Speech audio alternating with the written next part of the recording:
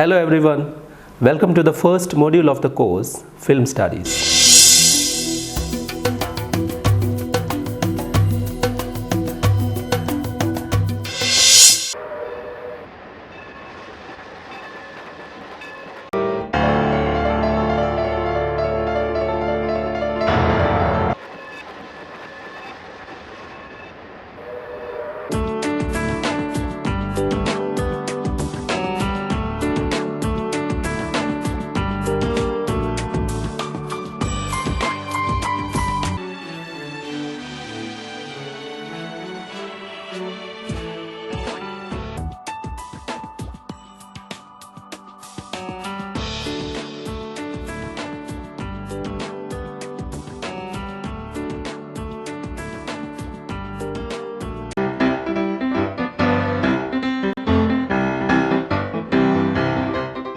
Film or cinema is a composite art form which incorporates features of many fine art forms, performance art traditions, conventions of literature, and technological devices, ranging from the camera to the computer. Cinema is the storytelling form or the narrative form of 20th century. A film is often referred to as a movie, a picture, a feature, a talkie, a flick, or a cinema. However, when the reference is to an individual motion picture, the word film or movie is generally used. On the other hand, normally the word cinema is preferred when the reference is to movie as a form of art, or cinema as a cultural practice, or cinema as a social institution. In the present context of high globalization, with increased mobility of people around the world, as a representational practice, cinema now speaks more or less in a universal idiom. And cinema is identified as one of the very profitable global entertainment industries. Therefore, as an art form, or as an entertainment mode, or as an individual product, it's very important that we know the origin, development, and contemporary state of the cinematic culture. In this module, we discuss some of the major turning points in the history of early films. Here the phrase early films means films produced from 1895 to 1927. In 1895, we had the first public screening of films. In 1927, the first feature-length sound film or the talkie was released. Following are the learning objectives of this module: to trace the history of early films, to understand the major features of early films, to figure out the pioneers of early films, and to understand the early filmmaking practices. The screening history of early cinema was officially inaugurated on the 20th December 1895 in a small basement room of the Grand Café Hotel in Paris, the capital city of France. The basement room was called Les Salons Indiens. Les Salons Indiens means the Indian parlor. So, interestingly, India was very much an indirect participant in the first ever public screening of films. Altogether, 33 spectators attended the first screening, paying 1 French franc for a ticket. In this first public screening, arranged for a ticketed audience, the French brothers Auguste Lumière and Louis Lumière showcased their 10 short actuality films. The Lumière brothers were associated with the manufacturing of photographic plates and related tools. The duration of the Lumière black and white films ranged from 30 to 50 seconds only. For screening these films, the Lumière brothers used their newly invented wonder machine, the cinematography. The cinematography was a combination of a portable movie camera and a portable movie projector. In this world premiere exhibition event, the following 10 early Lumière films were screened. They are arranged here according to the order of their screenings and with their corresponding English titles: Workers Leaving the Lumière Factory, The Gardener, The Disembarkment of the Congress of Photographers in Lyon, Horse-Tricked Riders, Fishing for Goldfish, Blacksmiths, Baby's Breakfast, Jumping into the Blanket, Cordelia Square in Lyon, and Bathing in the Sea. Let's now watch the first three of the early Lumiere films.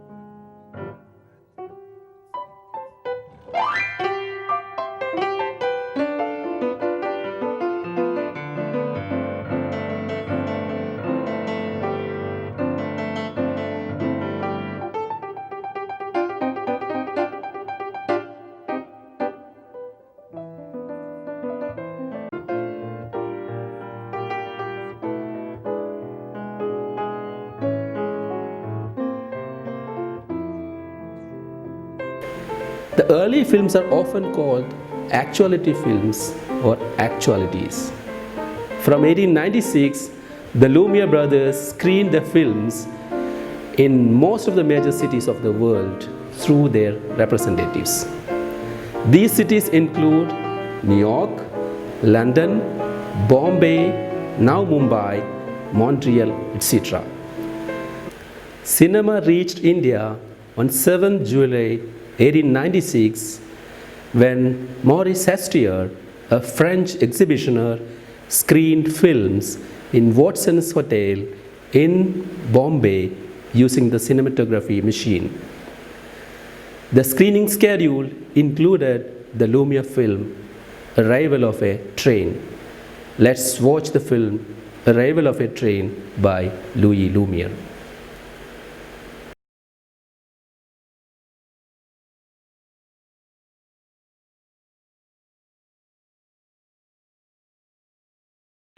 By 1905, about 1,500 actualities were shot and shown across the world using the Lumiere cinematography. The major features of these early Lumiere films are they are silent, they are shot on location, they are shot with a single reel of film, they are shot with a hand-cranked fixed movie camera, their screenings are accompanied by a live orchestra and a running commentary. The length of each of these films were less than a minute, and most of them are shots of real events, not of staged events. However, it's historically incorrect to say that cinema began with the Lumiere brothers all of a sudden. Cinema was actually a culmination of various artistic performance and technological developments that happened over a long period of time.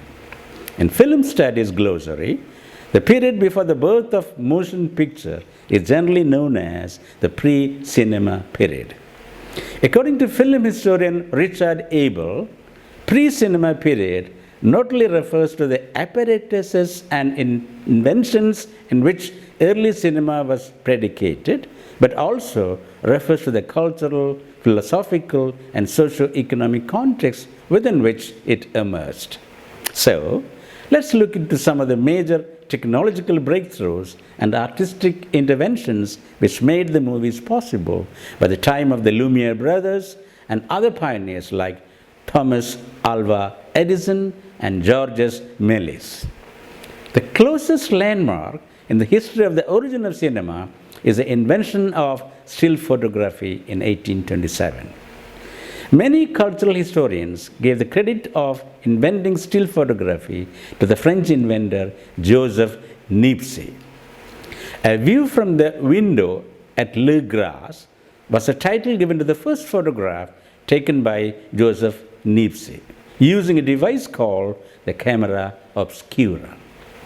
Camera obscura is one of the first generation photo capturing devices. Camera obscura literally means a darkened room or a dark chamber. In 1839, the photographic camera became a publicly accessible tool with the invention of daguerreotype by Louis Daguerre. The invention of still photography played a major role for the development of motion pictures some 7 decades later. Many historians believe that the history of moving pictures actually starts with the British photographer Edward Muybridge. In 1872, he tried to capture moving men and animals using a series of still cameras arranged sequentially with wires attached to the shutters of these cameras. When the moving objects touched these wires, the cameras would capture their bodily movement at that particular moment. Muybridge captured 12 sequential still shots of a trotting horse. When these individual but continuous still photographs were projected with Muybridge's image display machine, zoopraxiscope, at a particular speed, the illusion of movement was created in the human eye. Here are those 12 still images of the galloping horse captured by Edward Muybridge. When these discrete sequential images are projected at a particular speed, that is 24 frames per second or 24 FPS, the optical illusion of movement is created in the human mind. This optical illusion is generally known as persistence of vision.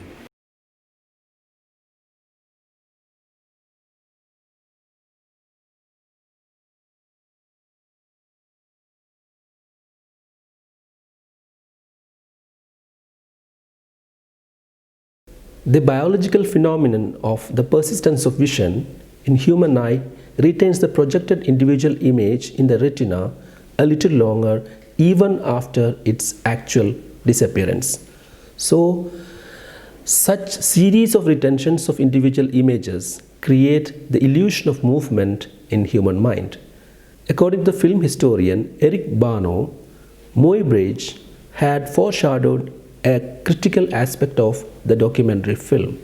That's its ability to open our eyes to the worlds available to us, but for one reason or another not perceived. Unquote.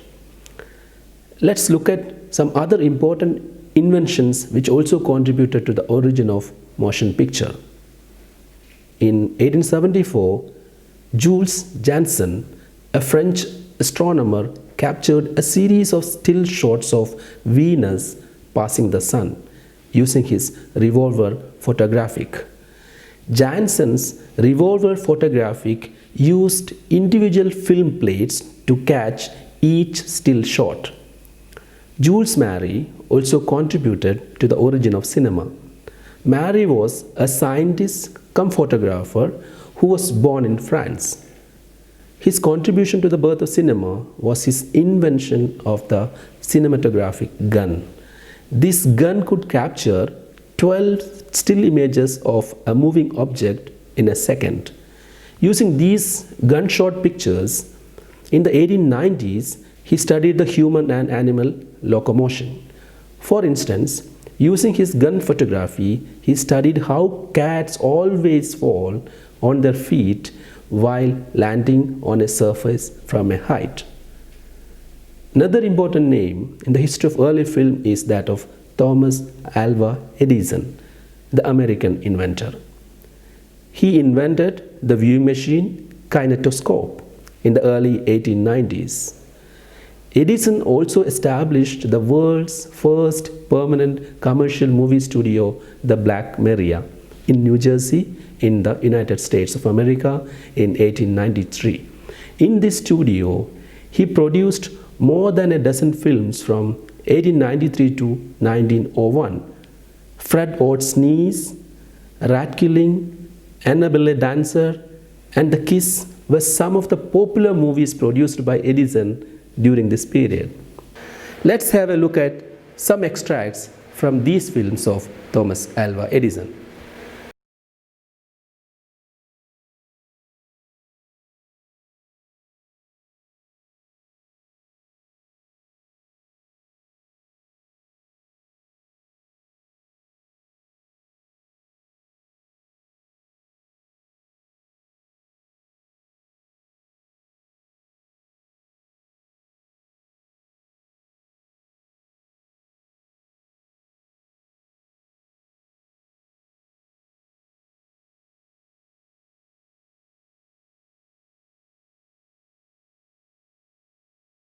Film scholars like Wheeler W. Dixon and Gentolin Foster point out that Edison tried to foreground female sexuality, bodily masculinity, white racism, and anthropocentrism through his films. Despite such criticisms, Edison is acknowledged to be the first film practitioner who foresaw the immense entertainment possibility of the commercial potential of cinema.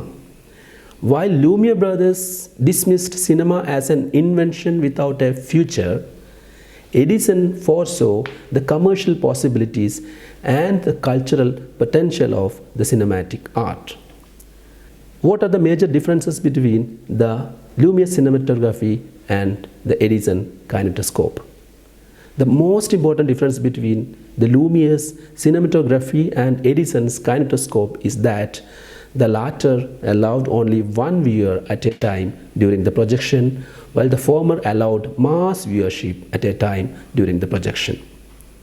To see a motion picture in Edison's kinetoscope, the audience had to peep into a hole in the machine one by one. At the same time, Lumiere films could be projected on screen and enjoyed while sitting comfortably in chairs along with others in a darkened auditorium. This was the reason why Edison's films failed to appeal the mass audience in the beginning. Edison's kinetoscope was heavier, which made it less portable, whereas Lumiere's cinematography was literally portable. Sensing the limitation of his projection machine, Edison later depended on Thomas Armat's Vitascope projecting device for screening his films. Most of Edison's films were shot in his permanent studio, the Black Maria. It is also important to note that most of the Lumiere films were shot on actual sites, whereas most of Edison's films were shot within the studio. George Méliès, a French by birth, is another important figure in the history of early cinema. In the initial years of the 20th century itself, Méliès tried to bring into cinema the elements of magic, fantasy, illusion, and even space travel. He also introduced many special effects like reverse rolling of the reel, masking, dissolves, hand coloring of films, and double exposure. Méliès's A Trip to the Moon, 1902, is generally referred to as one of the first science fiction or sci-fi movies. Méliès anticipated the space travel and interplanetary voyages through his film. Dixon and Foster say that George Méliès's trademark brand of phantasmagorical wizardry made him the godfather of special effect cinema. Let's watch a short scene from A Trip to Moon.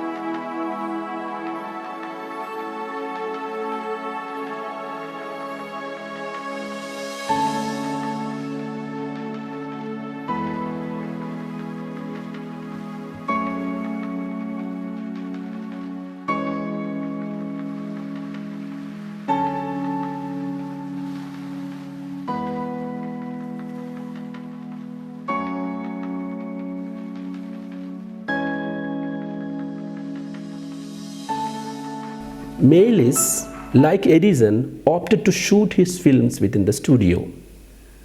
The Infernal Boiling Pot was another fantasy film directed by him. Film scholars praise Méliès for extending the optical illusionary possibilities of the cinematic art. For Méliès, film editing was more important than shooting because it's editing which gives film a style, a format, and a meaning. By the first decade of the 20th century, cinema got established as a popular entertainment industry around the world. Many permanent indoor theaters dedicated for the purpose of film screenings were built in different parts of the world during this time. Some of them were called Nickelodeons because each ticket was sold for 1 nickel or 5 cents in the US currency denomination. Odeon is the Greek word for roofed theater. Some of these early movie theaters are the La Ideal Cinema in France, that was built in 1902, the Nickelodeon in the US, built in 1905, and the Corsair Biograph Theater in Denmark, which was built in 1908. In the first 2 decades of the 20th century, Edwin S. Porter produced more than 200 films. However, just 2 films, The Life of an American Fireman, 1903, and The Great Train Robbery, 1903, are enough to immortalize the name of the American filmmaker Edwin S. Porter in the history of film. In the first film, Porter combined actual documentary footages with stage shots in order to create the cinematic suspense. The second film is considered to be an archetypal film which inaugurated the Western as a subgenre in cinema.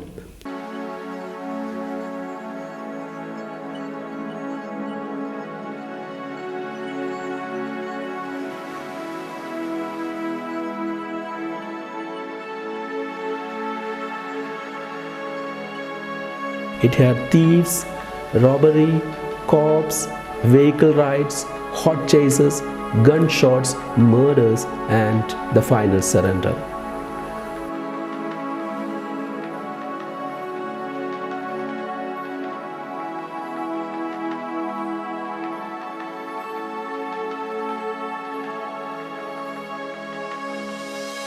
From the first decade of the 20th century till 1920s, David W. Griffith was a sensation in American film industry.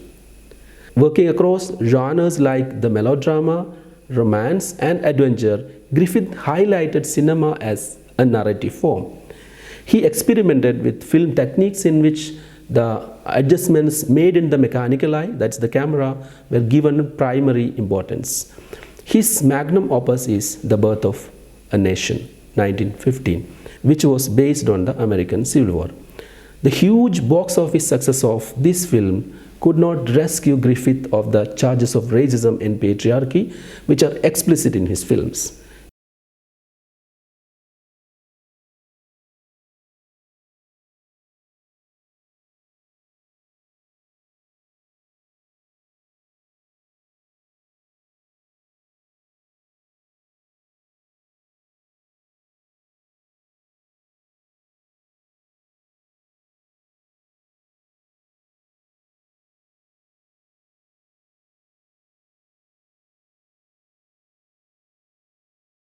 Intolerance, 1960s, was another major cinematic epic created by Griffith.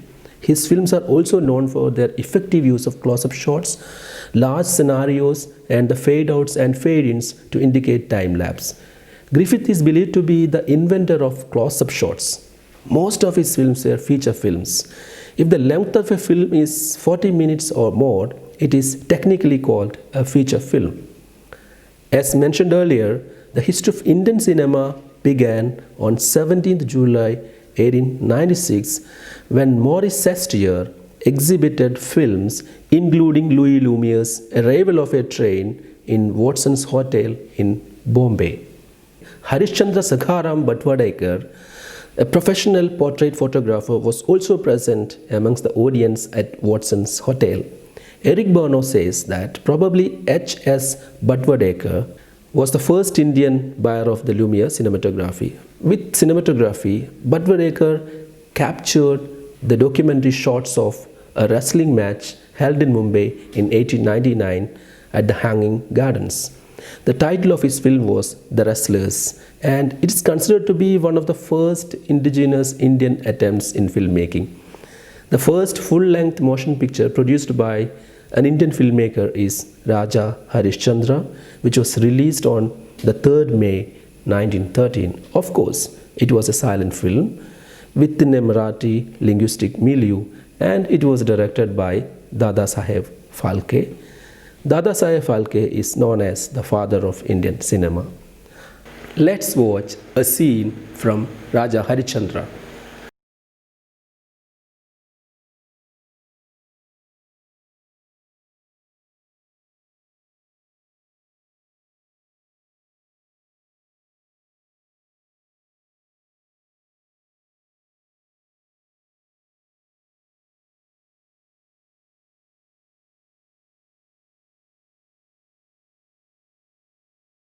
Alam Ara, 1931, directed by Ardeshir Irani, is considered to be the first Indian sound film.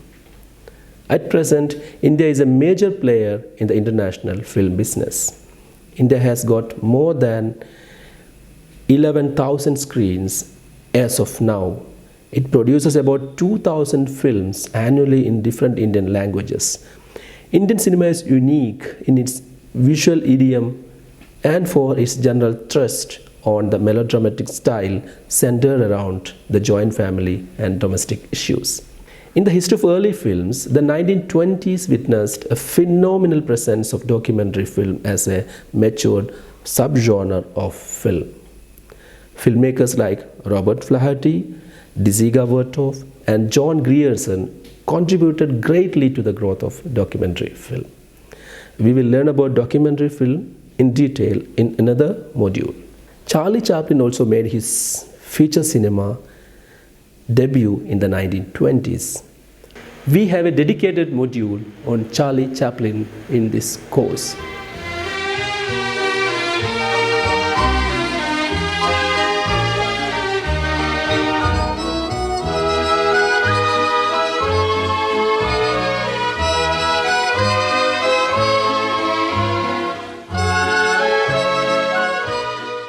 As Francois Jost puts it, during the era of silent film, silence became an aesthetic stake when silence was perceived less as an impediment than as an artistic choice. The history of silent films ends with the emergence of the first feature-length sound film, or the talkie, The Jazz Singer, 1927. It was a musical directed by the American filmmaker Alan Crosland. Let's watch a clip from the first sound movie. Little devil, that's what they say, but to me, he's an angel of a joy. To sum up, as Simon Popple and Joe Kemper opined, the history of academic study of cinema reveals a series of tensions between traditionally distinctive areas of study such as technology, aesthetics, audiences, and business. Therefore, we have to follow a synthetic model while engaging with cinema as an object of academic scrutiny. Thank you for watching this video.